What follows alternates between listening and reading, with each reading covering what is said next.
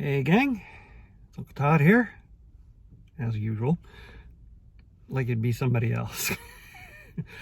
I am off to see Pray for the Devil.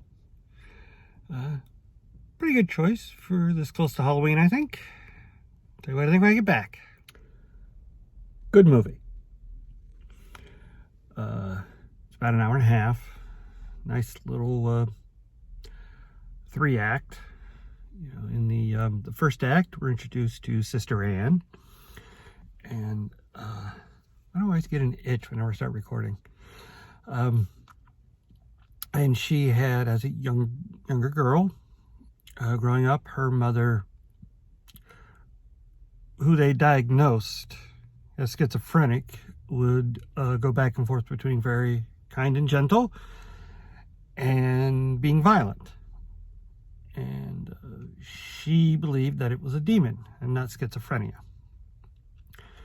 And she became a nun. And then in the second act, after having a demon possess one of the patients at, she works at a exorcism school. Apparently this is something the Catholic Church does. They have different schools for exorcism. Being Lutheran, I wouldn't know that. And one of the patients attacks her, and they feel that because of her past with her mother, she can start attending exorcism classes. Nuns aren't allowed to do exorcism to protect herself. And there's this little girl named Natalie who she makes a connection with. And this will become the focal point for the major battle at the end. And this film has, so that in the third act, she has to actually battle with a demon. And some of the more interesting aspects of it, there's several exorcisms or exorcism attempts. So we're not just building up to one. There's some good plot twists. One which they telegraph, so that when the reveal comes, it's sort of a, oh, yeah, okay, yeah, I was thinking that was what it was going to be. And the other one, the really big major one, is unfortunately spoiled by the trailer. She sacrifices herself to become possessed to save the girl. Don't think I'm giving anything away, considering that's in the trailer. But some interesting gore effects. There is one really nasty one in which a woman peels away a prosthetic to show the damage she did to herself while possessed during an interview. And of course, there's the one that you see in the trailer in which the little girl kills an entire ambulance full of people. But like in the trailer, we only see the aftermath. Thankfully.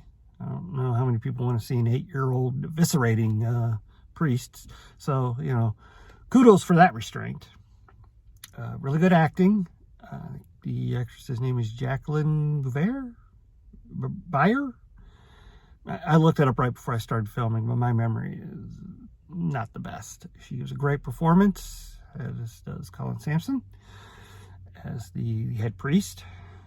You recognize him from that great bass voice he has in his English accent. And for me, you know, two of the big ones were the cameo roles, or I should say small supporting roles, of Virginia Madsen. Always nice to see her working. And Ben Cross, the second Barnabas Collins, for those who remember the short-lived reboot from the early 90s.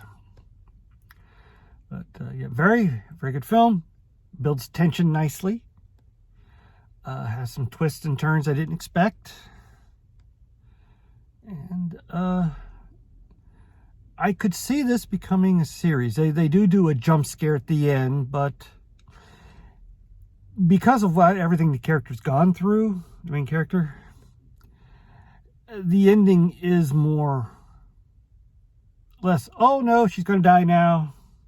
We went through all that, and now it is more because she has such a determined look on her face right before the jump scare.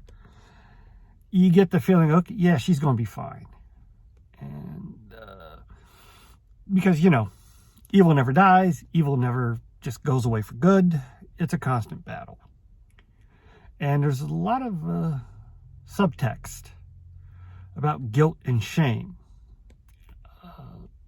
I think that's in keeping with most views of Catholicism. There's always a lot of guilt and shame. Boy, I'm just keep lowering this. You're going to be just seeing my chin eventually. But and I could see this becoming a really good film series for a horror protagonist, where dealing with new demons every film.